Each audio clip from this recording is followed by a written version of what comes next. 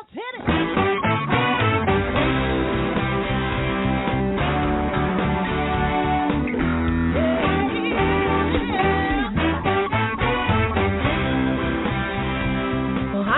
And welcome to Alzheimer Speaks Radio. I'm your host, Lori LeBay, and I'm so excited that you're joining us today.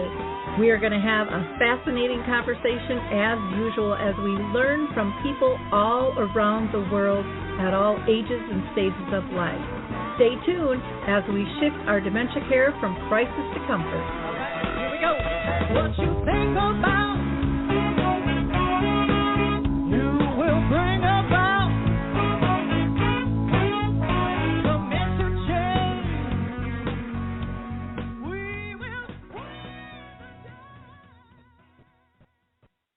Well, hi, everyone, and welcome back to Alzheimer Speaks Radio. I am your host, Lori LeBay, and I am thrilled that you are able to join us here today. We are going to be talking about getting a diagnosis and some of the advances that are happening out there so that families don't have to suffer so long with not knowing what the heck is going on. But before I introduce you to our guest, I want to just do a few shout-outs here. First is to the Mark Arneson Band. I just really appreciate them letting us use their music called Clarion Call, and you can download that on any of your favorite platforms if you would like to do so. And for those of you that are new to Alzheimer Speaks Radio, we are about sound information, not just sound bites. I get it, guys. My mom lived with dementia for 30 years, so I totally understand the frustrations, and we need to be connected to services, products, and tools so that we can live a better life and have shared experiences. Now, there is something that's really fun. I don't know if you've heard about it. It's called the Memory Camp. It's at Moon Beach in Wisconsin, August 15th to the 18th. And it is designed for people with mild to moderate dementia and their care partners and families to come in, stay and get to know one another and just have a wonderful, wonderful time. I also got from my good friend Michelle Mason, there is a Women of Faith caregiver support group that meets the fourth Saturday of the month at 2 o'clock Central Time, and that is Zoom. And if you are interested in more information, you can email womenoffaith007@gmail.com. They are also doing another program that is Journey to the Cross Ministries, and Pastor Jeanette P. Jordan in partnership with Ending Disease, and they are having a church service, a worship service. It'll be Sunday, July 31st from 3 to 4. And you can get information by emailing the Women of Faith group on that as well. We are going to hear from the Adaptive Equipment and Caregiving Corner. And as soon as we are done there, we'll be back and off and running with our program today. I love the footbar walker, and let me tell you why. It is the option for my toolbox that I've been waiting for. Let's be honest. There are some clients who, despite our best rehab efforts, just aren't able to return to performing a sit-to-stand transfer on their own. Now I can offer my caregivers an easier, safer option that doesn't involve hoisting their loved one up from a sitting position. I don't recommend this walker for all of my clients, but I do recommend this walker for those caregivers looking for an easier, safer option with transfers. I would also encourage other therapists to add this walker to their toolbox. It's kind of like having my own mobile parallel bars for the client to pull up on. Whether it's a family caregiver at home helping a loved one with Parkinson's or dementia, CNAs in a long-term care facility assisting their patients, or therapists adapting to client and caregiver-specific needs, we now have a very safe and effective option to offer in the footbar walker. Check this product out at thefootbarwalker.com. That's it for today from Adaptive Equipment and Caregiving Corner. Have a great day, and don't forget, if you can't do it, adapt it. I love that walker, and I love the Adaptive Equipment and Caregiving Corner. They are loaded with wonderful information and videos about how to adapt to all kinds of life. So if you're having a hip replaced or whatever, check them out. Now, one thing I just realized I didn't mention, and I have to laugh, is our new updated website is live. So go check out AlzheimerSpeaks.com. There you will find actually one whole page just loaded with multiple pages you can access for free educational resources, and you'll be able to find information out about Arthur's Memory Cafe, which I facilitate a conversation the second and fourth Wednesday of the month at 1 o'clock Central, and also Caregiver Connect, which is sponsored by Brookdale the fourth Wednesday of the month, which meets in person and also has respite care.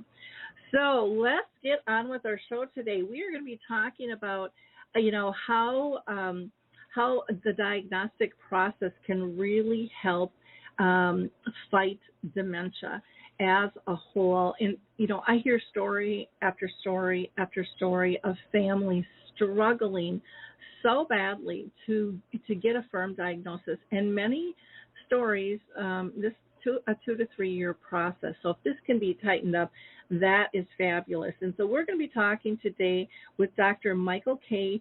Racke, who is the medical director for neurology at the Quest Diagnostics company, and he is a leader in the field of neurology and neuroimmunology.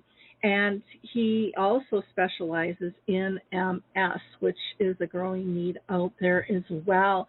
So, Dr. Racke, I'm so thrilled to have you with us. I think, this whole diagnostic process is just so critical to not only the individuals, but their family and friends to know what the heck is going on. So welcome to the show today. Well, thank you for having me. Well, I am, like I said, I'm excited to have this conversation and learn more. But before I get into my line of questions, I always like to ask every guest if you've personally been touched in your own family or circle of friends by any form of dementia.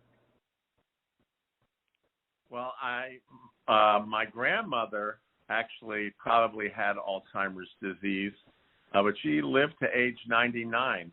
My mother is in her late 80s, and I would say she now has some mild cognitive impairment and may, in fact, also be on the road to Alzheimer's.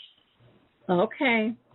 Yeah, it's hard not to find somebody who hasn't been touched by this disease. It is kind of incredible, the journey. I know when I go out and speak to crowds, I can have, be talking to 1,000 people, and I'll ask, 6 different questions. And, at the end, there might be a handful of people that are still standing up that haven't been touched. Everybody else has been touched in their life by this disease. And so it's so important for us to have open, honest conversations, regarding what is going on. Let's start with having you tell us a little bit about your background and the role that you play at Quest Diagnostics. So I'm a neurologist. I actually trained in neuroimmunology at the National Institutes of Health, and my main area of interest was in multiple sclerosis. But as you're probably aware, a number of neurodegenerative disorders have a neuroimmunologic component, including Alzheimer's disease. And as part of my background, I was editor-in-chief of the Journal of Neuroimmunology, and so any articles related to Alzheimer's disease and the role of inflammation in Alzheimer's disease often came across my desk because of that. And I was also involved in chairing what's known as a study section, where this study section that I was involved with was mostly neuroimmunology, but again, with disorders like Alzheimer's disease or Parkinson's disease, if someone wrote a grant where they were examining the role of the immune system and contributing to neurodegeneration, that came across my desk. Okay.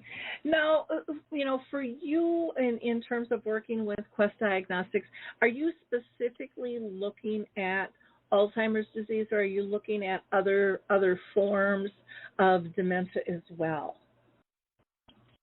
So we are looking at other forms. I mean, so let's sort of take a step back, right? And think about how it used to be. So when I was, I hate to admit it, but probably 35 years ago, when I was a neurology resident, Alzheimer's disease was a clinical diagnosis and then a pathologic diagnosis, right? So it wasn't until a patient maybe underwent an autopsy or actually had a brain biopsy that one saw the plaques and tangles characteristic of Alzheimer's disease. It's only been in the last 10 to 15 years where people have become comfortable in making the diagnosis in patients who are alive. And that was a big step forward when people were able to do PET scans, for example, and actually see on imaging the plaques and tangles that before we saw in pathology, actually be able to see that on an image. And then it's been more recently where people have been able to do testing for what we call biomarkers. That's an ability, for example, in either the spinal fluid and now more recently in the blood, to be able to see these different markers that are characteristic of dementias and different types of dementias. And that becomes important. For example, you know, if you think about Alzheimer's disease, and let's just say compare that to a disorder like Lewy body dementia, they do have some clinical differences, but because Alzheimer's disease is mostly the beta amyloid and then the tau that causes the tangles, that's different from, say, Lewy body dementia, where it's a protein that's called alpha-synuclein that makes these Lewy bodies that then results in toxicity to the nervous system and eventual problems with your thinking, right? And the reason that's become important is because if you start looking at the kinds of treatments that people are developing, they're very specific for the molecules that are associated with that specific disorder. So if we think about a drug like aducanumab that, you know, was recently approved by the FDA, it's specific for beta amyloid. So if you were going to treat somebody with a dementia, you want to make sure that the reason that they have that risk for Alzheimer's disease is because they have abnormal amyloid, and then your treatment is going to target specifically that amyloid. Which makes sense. And there's, you know, it seems like there's so many different studies, you know, looking at so many different things right now, which is great because, you know, poor individuals and families, I mean, these diagnoses, they change over time, and, you know, they don't necessarily understand why, if it was a misdiagnosis to begin with, or if things have progressed and changed within the brain. Do you have a theory on that at all? I don't know if I would say I have a theory on it, but I can tell you as an example, we've been as a field, we've been very frustrated in our ability to treat Alzheimer's disease, right? And I think the thing that's was really exciting was when these antibodies were developed that targeted beta amyloid. They really did a great job at removing amyloid from the brain. So people thought, oh, wow, we have something that potentially can help these people. And unfortunately, over 20 clinical trials that were targeting amyloid all failed, right? And I think part of the reason was that they were diagnosing patients who already had symptomatic Alzheimer's disease, right?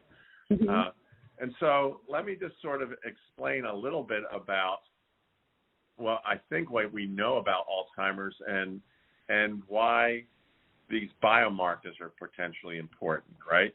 So let's just say, for example, that somebody is age 75 and gets diagnosed with Alzheimer's disease. That by that time, if you did a PET scan, you would already see, if it was an amyloid PET scan, that there were a lot of amyloid plaques in the brain. But if you did a regular, even CT scan or MRI of the brain, you would see that the brain had already shrunk a great deal. In other words, there already were lots of neurons and synapses, and that's the connections between the neurons, that had died. And so even if at that point you were able to remove amyloid, so many neurons had died that we weren't really able to reverse the process. And so removing the amyloid didn't help those patients, right? Mm-hmm. The thing that's interesting is this process is going on for decades, right? So that if you looked at that same person at age 65, they would be cognitively normal and think that they don't have a care in the world.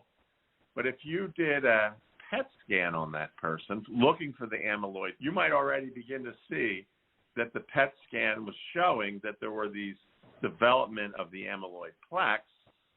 And if you did a MRI or CT scan, what you have seen is that because we're now moved back 10 years, that really we don't see necessarily as much of that atrophy or shrinkage of the brain that we saw by the time the patient was diagnosed.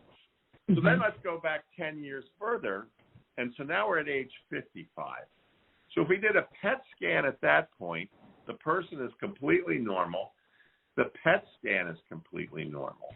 But if we start looking at these biomarkers, so for example, if we looked for beta amyloid 42 in the spinal fluid, compared to a normal person, what we would see is there's actually lower level of that.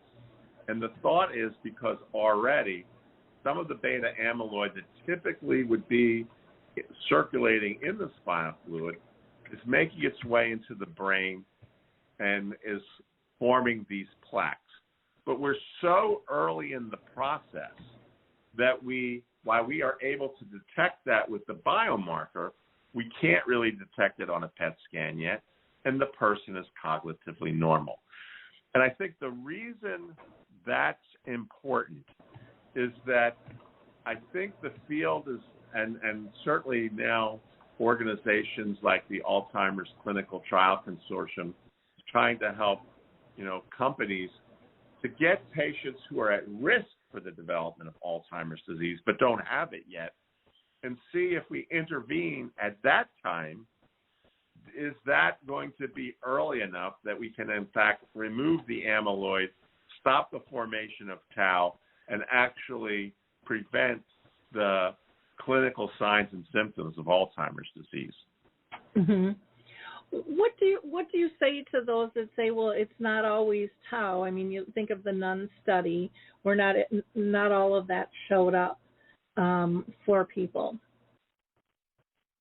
So I guess that gets to the other, when you start talking about people who have cognitive dysfunction, right? There are, first of all, I always say that patients don't necessarily read the textbooks, and you could have, and it's actually quite common to see maybe combinations of some of these neurodegenerative disorders.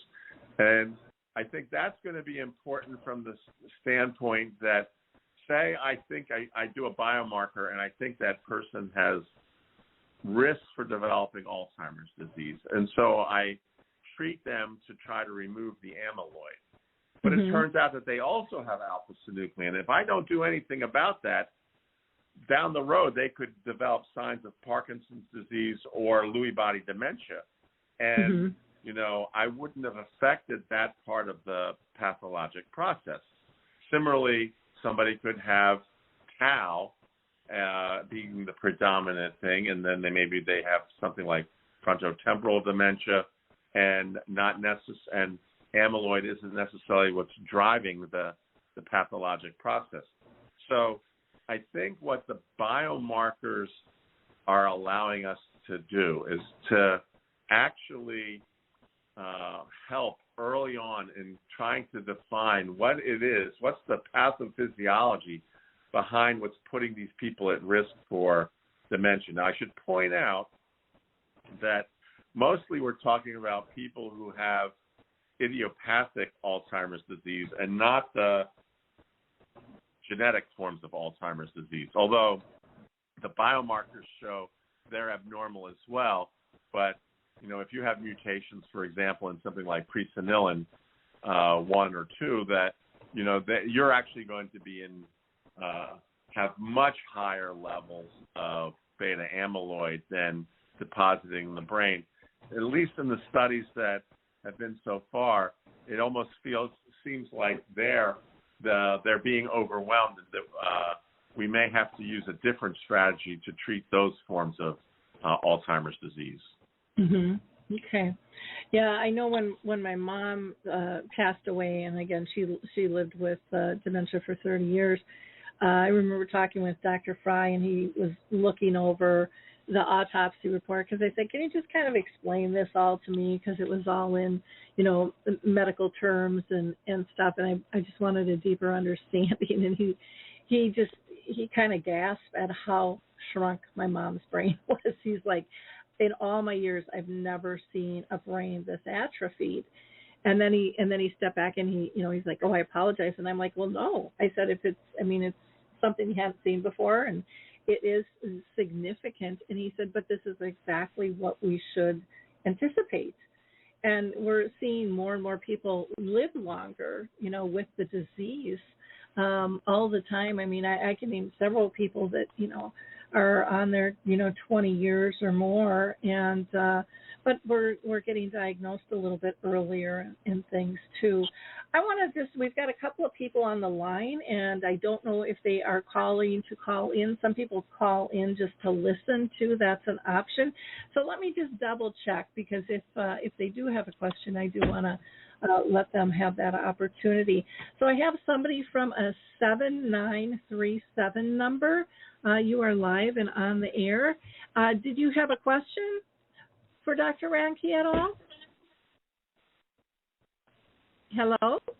From 7937 number in an area code 859. Okay, maybe that they are just listening, so I'll go ahead and put them on hold. I'm going to try another one here who is on a 5350 is the last numbers of their phone number. You are live and on the air. Did you have a question or a comment? Hello? And this one is from a 616 number, but again, you never know with this stuff. I'll go ahead and just mute them. They must be listening, because sometimes people dial in through the computer and they have no idea that that's the number they're calling in on either. But that's how the process goes here. What are you seeing? What are you guys doing different at Quest Diagnostics that you feel are can help move things forward in terms of people getting a proper diagnosis? So I think one of the things that, as you said, we actually were one of the places that had for the longest the spinal fluid tests, right? And I don't know if you've ever seen spinal fluid, but it looks like water, right? And the reason is that the concentration of proteins in the spinal fluid is a lot less than that in the blood, right? And so once we were able to use spinal fluid to help make the diagnosis, it still took a while, probably 2 decades, until we were able to do it at the same level of accuracy out of the blood, in part because the levels of amyloid are much lower, and because there are other proteins contaminating the blood, and so it was more like trying to find a needle in a haystack. In addition to looking at beta amyloid in the blood, we are about to have a test on looking at neurofilament light. We're also developing a test for phosphorylated tau. and also for total tau in the blood. And so one of the things that having these different markers hopefully will allow us to do is to give an even better sense to the physician about where a patient is on their risk for Alzheimer's disease.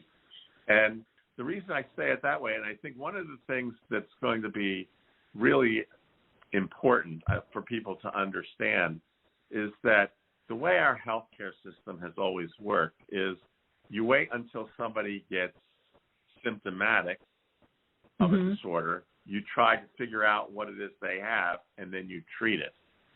And what unfortunately we are finding out with Alzheimer's disease is that by the time you get to the point where you're symptomatic, there's already been a lot of damage done, right?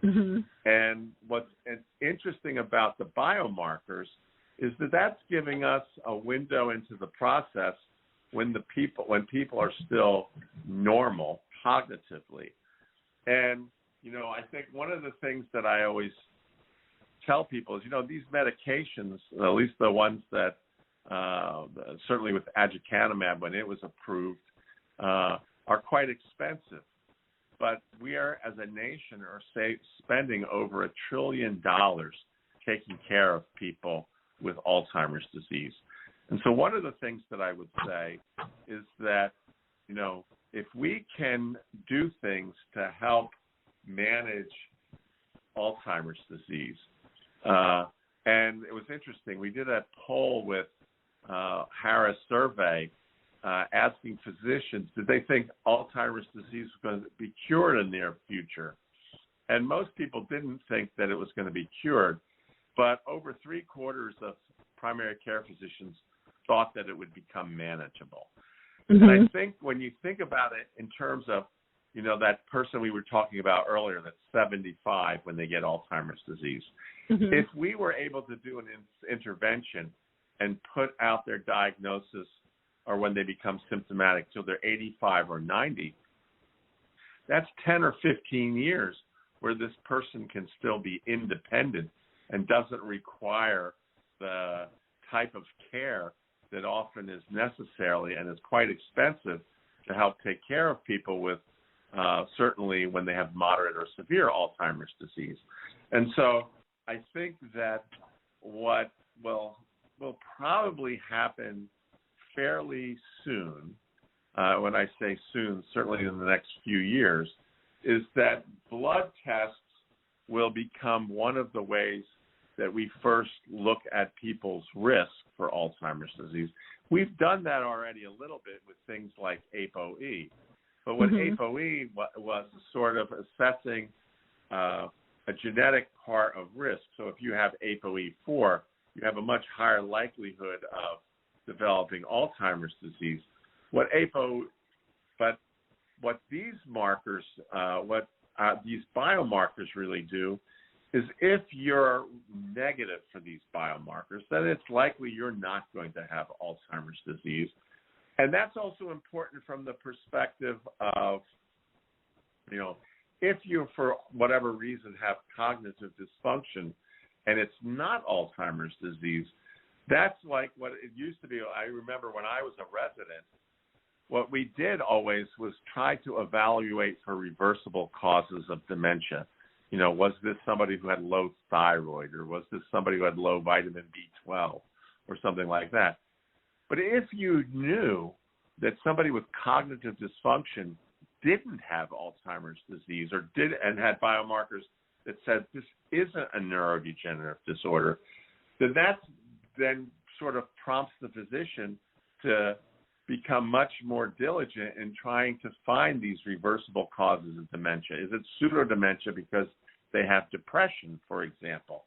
You know, so I think that the biomarkers are going to be very helpful in that regard as well. But I think that the real beauty of this is that we will have hopefully years in which to help try to alter the pathophysiologic process when the person is still cognitively normal before they have the atrophy like like the doctor saw with your mother. Because by the time you're at that stage, unfortunately, with our current state of medicine, we can't reverse that, right? Yeah. And so being able to intervene when very early in the process is going to be probably the way that we're going to help manage this disease. Mm-hmm. Yeah, and it's interesting because there's the big battle out there with people too of wanting to know or not know, and if they have those biomarkers, will that be used against them in health or in insurance? Or, there's all of those types of questions that people have too in wanting to keep that private, and who all is accessing. And there's just such a distrust in the world about that information right now. And I think that's going to be an interesting process in and of itself, in terms of clarifying who gets access to this information and how is that used. Yeah, it's important to point out that the biomarker tests are a little bit different from, say, the genetic tests, right? Mm-hmm. In the sense, and I guess the thing that's going to be interesting is it wouldn't surprise me at some point if we may actually have molecular types of therapies to treat the genetic forms of autosomal dominant Alzheimer's disease. But it's like, I'll use an example of Duchenne's muscular dystrophy, right? That was a disorder that for years we weren't really able to treat. Those boys died in their late teens, early 20s. We got better in managing the disease, but now we've gotten to the point where we're able to give them a gene therapy that actually skips over where they have their deletion. And for those kids, we are able to almost normalize their dystrophin, and then they have a much more normal lifespan, right? Mm-hmm. And so I think that, when you start thinking about the genetic disorders, and I think that's one of the things that the healthcare system, our healthcare system, is going to have to address. And I know we've already tried to address it in the Affordable Care Act. When I was taking care of MS patients, you almost didn't want to diagnose somebody with MS because then there was this issue of, was it a pre-existing condition and they could never move to another area and change their insurance. And now that's no longer, we're not allowing to do that. That insurers can't do that anymore. And I suspect that, we're going to be doing the same. We're going to have to put in those same kinds of protections for biomarkers, even though it's a little bit different than having the disease itself. Mm-hmm. Yep. Yeah, it is very complicated. I've heard more people say, well, the doctor said, I'm not going to put this in your chart until maybe you've gone and applied for long-term, insurance or something like that, and which has been really nice, and people have really appreciated that significantly. But that's a crapshoot on who you're working with within the industry. But there are so many various impacts with this. People worry about driving. Will I still be able to drive, or is someone going to find out that I don't want to know, or my employer? Is this going to end up being an issue, regarding that? So I just think that there are a lot of little ethical issues that need to be discussed, openly in terms of how things are handled regarding that. But I'm very much for early diagnosis. But I would also, one of the things that I would like to see is an evening out, kind of a hand in hand between not everything necessarily having to be a medical fix in order to improve quality of life. I would love to see a cure, but I think there are so many things that are offered out there, and I've experienced that myself with my mom in terms of people being feeling purposeful and engaged to help fend off, a lot of the symptoms. And I think that's why my mom lived as long as she did. And I hear that over and over again from people. And I don't see doctors being as knowledgeable in terms of some of those pieces as well. I think of like when somebody, got diagnosed with diabetes, well, you had a consultation with a nutritionist and there was medication. And I'm not seeing those two things go hand in hand when a dementia diagnosis, hits somebody. Right. Well, so I think that you bring up a good point is that, because of the biomarkers right now, there's so much emphasis in terms of, beta amyloid and treating that. But there's certainly data to suggest that, and I would say this was true in MS, Parkinson's disease, as well as Alzheimer's disease, that if you didn't smoke, if you exercised, if you had normal vitamin D levels, that all those things would be advantageous for you. And, if you look at large populations, if you look at the people who smoke versus who don't smoke, the people who don't smoke if they get Alzheimer's disease, they get it later.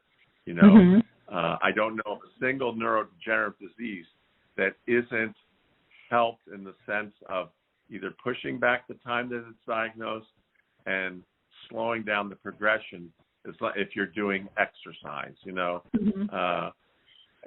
there's a lot of things in that kind of vein that often aren't necessarily emphasized within the community at large. So I totally get that. I think the other thing that you brought up a very good point. I know, for example, Dr. Fernandez at the Pat Summitt Clinic at the University of Tennessee has been very much involved looking at what happens to eye movements, and in that there are people who very early in their Alzheimer's, they still would be able to get around for the most part, for their cognitive function is pretty good, but their visual spatial skills are affected such that, in fact, it is dangerous for them to drive. That's like the most dangerous activity they could be engaged in. And I think that's, one of those things that, when we talk about personalized medicine, right? I think one of the things that, when we talk about these biomarkers is that we can use the biomarkers to really identify what type of dementia you have. But I think the next step is going to be even more that we're going to try to be able, once, right now we're at this stage, we sort of have, I would almost say, half a treatment, right? Aducanumab has been approved, but because CMS has basically said they're only going to pay for it if you're involved in a clinical trial, it's not really available to many people, right? Okay. But I think think about when, 10 years from now, let's say there's 10 treatments, right? Then we're going to want to know very specifically what, not just like, do you have Alzheimer's disease? What variant of Alzheimer's disease do you have? Are we going to be using a treatment that's very specific for you?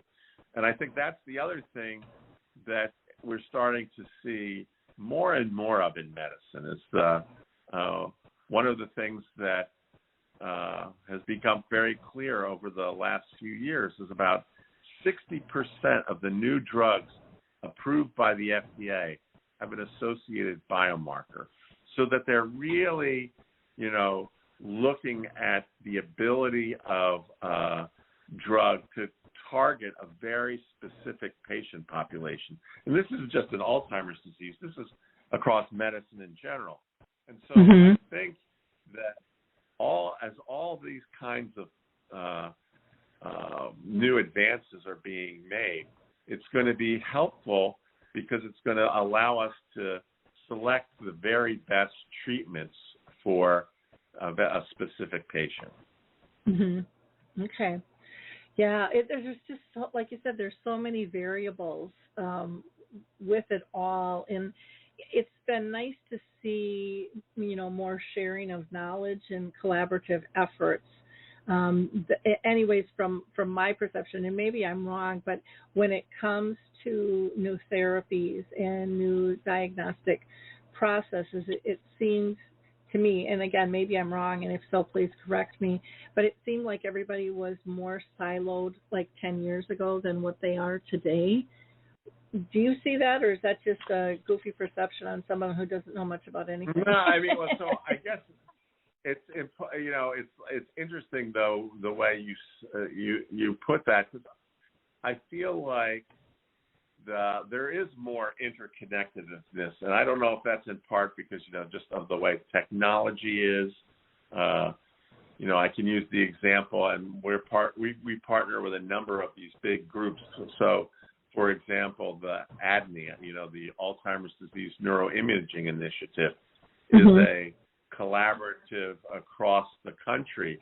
But one of the things that's also clear, and now we're getting involved with a number of other groups to try, I think one of the things that was clear is that in a lot of the early clinical trials, they really were mostly in patients of Northern, European descent, and now we're looking to see whether the same sort of things are true in more diverse populations, which obviously, as the United States becomes more diverse, it's going to be important for us to be able to see how do these biomarkers work across different patient populations, and I think that's going to be another important area of research for not just Alzheimer's disease, but, in general. So try to understand the differences in the genetic backgrounds and how that affects our ability to treat diseases. Sure. What do you see in the future, coming? What's your vision?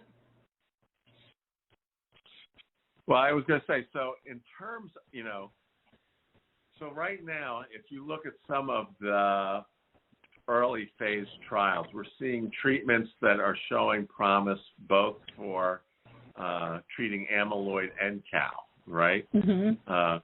So I think one of the things that's very clear is that, if we have a trial that shows that we're able to prevent disease or delay disease because we really are able to remove amyloid quickly in patients, 20 years before they are destined to get Alzheimer's disease, that's going to be big. I think the other thing that's interesting is that there's a whole other field looking at what we call proteomics, looking at the differences in proteins between healthy people and people with diseases like Alzheimer's disease. And is that going to allow us to develop other treatments other than right now where we mostly are targeting things like amyloid and tau, because those are the prominent proteins that are causing the characteristic pathology in Alzheimer's disease.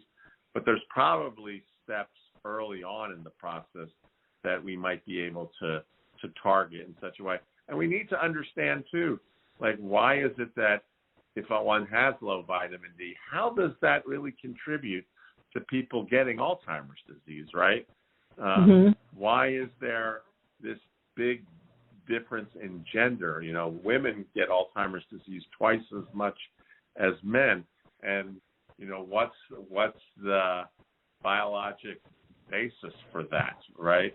And is that something that we can utilize to help treat people with Alzheimer's or prevent them from getting Alzheimer's disease? I think that's, right now I would argue that the biggest thing that we need to do is prevent people from getting Alzheimer's disease, because by the time they have it, we just aren't we've never been good at being able to stimulate neurons to divide and regenerate. We have to prevent the ones that are there from dying in the first place. Sure. I'm going to check on another caller here and just double check. So I'm going to pull in a caller from a 6697 number, 6697. You are live and on the air. Did you have a question or a comment? Your area code is a 984 number. We'd love to hear from you, but maybe you're just listening too. No. Hello, can you hear me? Yes, we can. And what is your name? My name is John. Hi, John. And do you have a...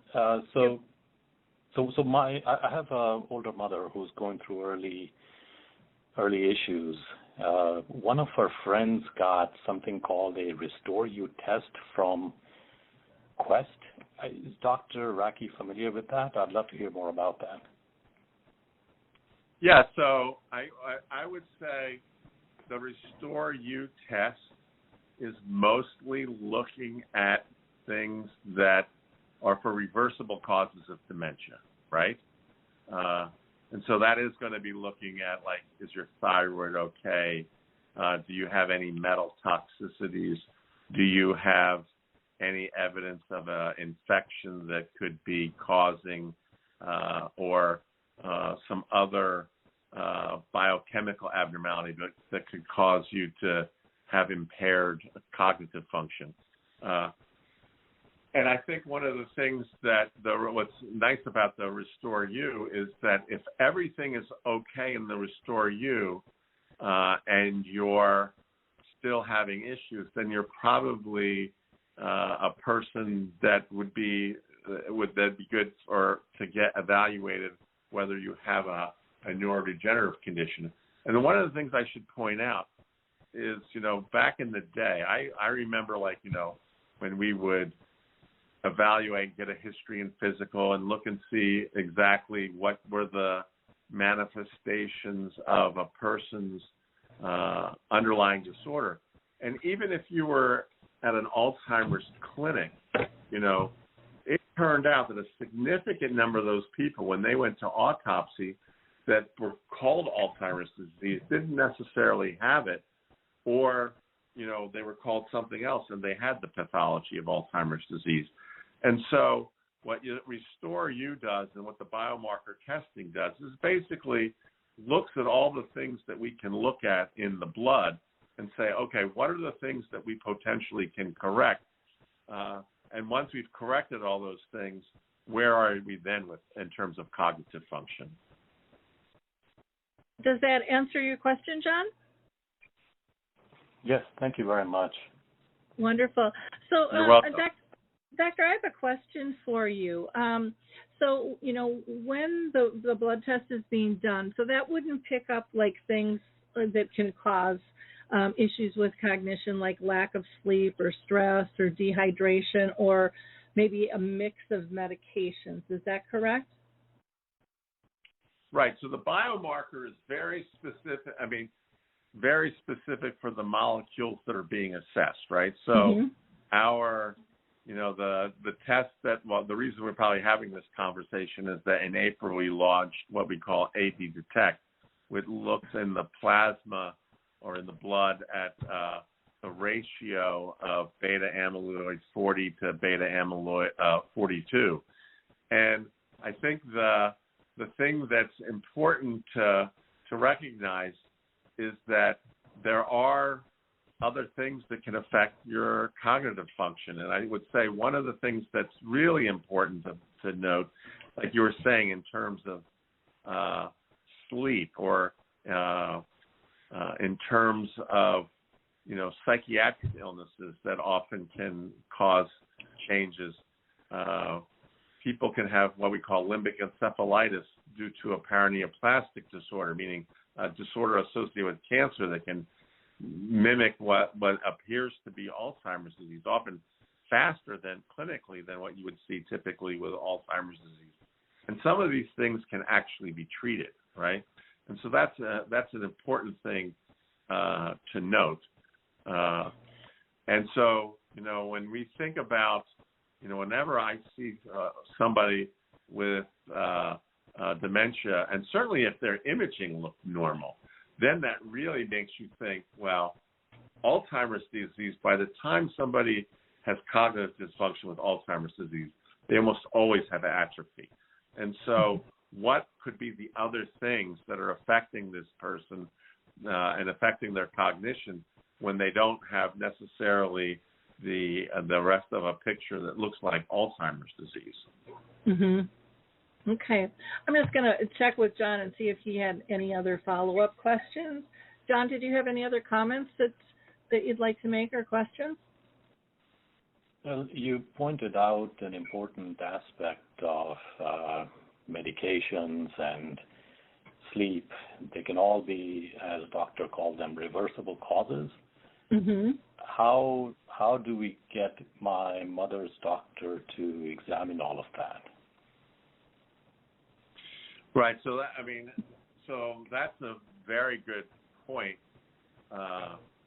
And obviously, if they went and they restore you, they're sort of looking for those things. The other thing that I think is really important to point out, I mentioned earlier about exercise, but there's things like, when you start looking at people who have vascular disease, who have type 2 diabetes, they might not have type 2 diabetes yet, but have insulin resistance. Those people are going to have faster neurodegeneration, right?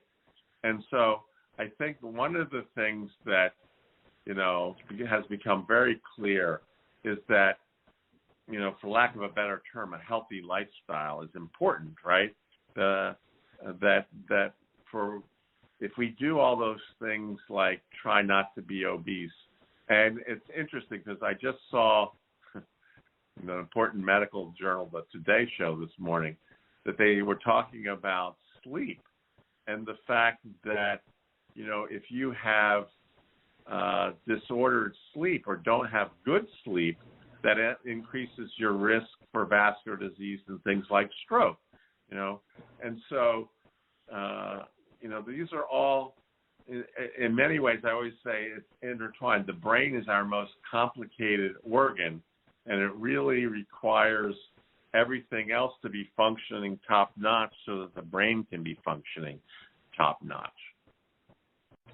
Yeah, to your question, John, too, in trying to get a doctor, to step up, you could ask them, but if it's a general practitioner, a lot of times they don't always have all of the knowledge in terms of the separation of is it this or is it that, because it's not their specialty. So I would go in and even, see if you can get a referral to a neurologist who specializes in dementia, because, they're very aware, and many of the clinics now are setting up teams.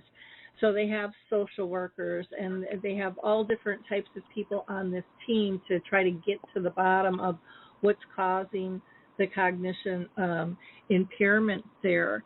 That would be my recommendation. And again, sometimes you just have to mention these things to the doctors, because they don't always know. Dehydration, you would think, would be a very simple one. Stress, if the person has always been kind of a worrywart, they always say that as we age, those characteristics can become bigger and bolder in our personalities. But stress can have a huge, huge effect. Dr. Racke mentioned about depression.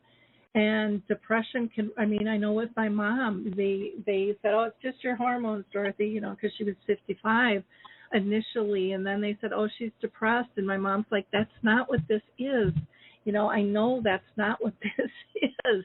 And it took 10 years to get to the bottom of it. Most people now are telling me, and this is people around the world, it takes them 2 to 3 years to get a full diagnosis. You can go to the pharmacy and ask for an analysis of your medications because they have a much better handle on that. Sometimes people go to sleep studies to kind of see, because they don't know if they're if they live alone or if their spouse just sleeps really heavily, they have no idea how often they're up at night. And so they're finding, a lot of people, that's something that can be corrected.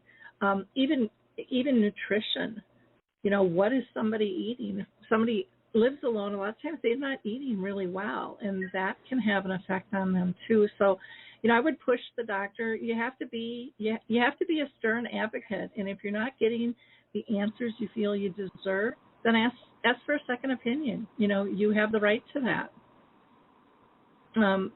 Dr. Racke, anything else you want to add to that? No, I think it's very important the point you brought up regarding evaluation by a neurologist, particularly if you go to like a memory clinic or something like that, because then they really can look. They're really good at looking and asking all the questions and trying to help you in terms of things like trying to find out if it is a sleep issue or some other disorder that's affecting the cognition, and that it's not necessarily a neurodegenerative disease. Exactly. Great question. So thanks so much for calling in, John. Appreciate that very much. I can't believe our time is wrapping up here already, and I want to make sure that people have your information. So you can go to questdiagnostics.com. They are also on Facebook, and again, you can just put in Quest Diagnostics and they'll show up. On Twitter, their handle is QuestDX, and they also have a company profile, Quest Diagnostics, on LinkedIn as well. We've got just a couple of minutes left. Any last words, Dr. Racke? No, I think that we're at the early stages of utilizing these plasma tests, but I really think that it's going to help identify patients to get into clinical trials and improve the quality and speed in which we're able to evaluate these drugs as they're coming down the pike to help people with disorders like Alzheimer's disease. So I think it's really, I'm very optimistic that in the next decade we're going to make a lot of progress on this disease.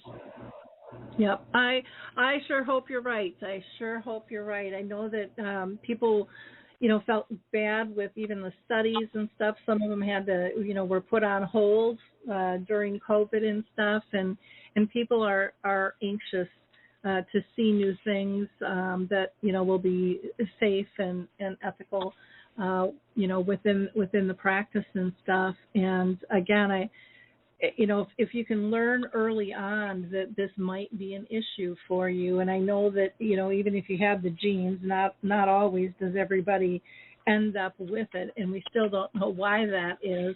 But you can become much more proactive in terms of what you do. You had mentioned exercise, and a lot of times people don't realize that exercise is getting more oxygen to your brain. That's, and it's making your health healthier, and all those organs work together in miraculous ways.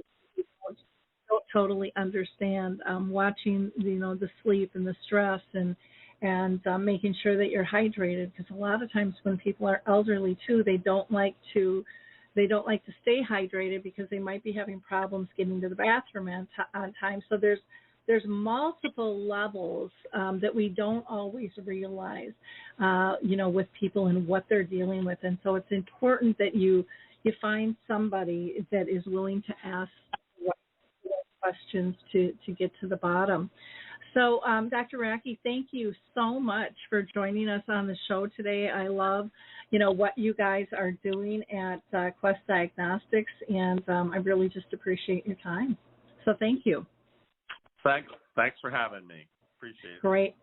And for our listeners, I hope you like, click, and share. Don't keep these shows to yourself. Everybody needs knowledge. It's something that you can listen to in the background and still pick up great information, but, pass these things along. It just makes us all feel a little bit better and more empowered if we would have to deal with this in the future or if we're in the thick of it right now. So have a blessed week, everybody. We'll talk to you next week. Bye-bye. Bye now.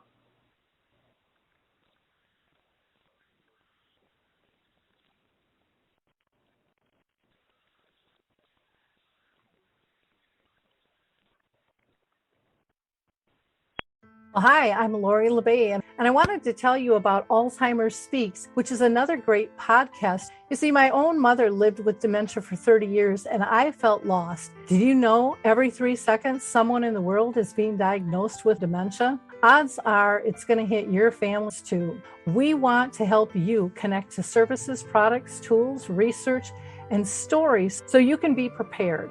Please subscribe to Alzheimer Speaks on your favorite podcast platform.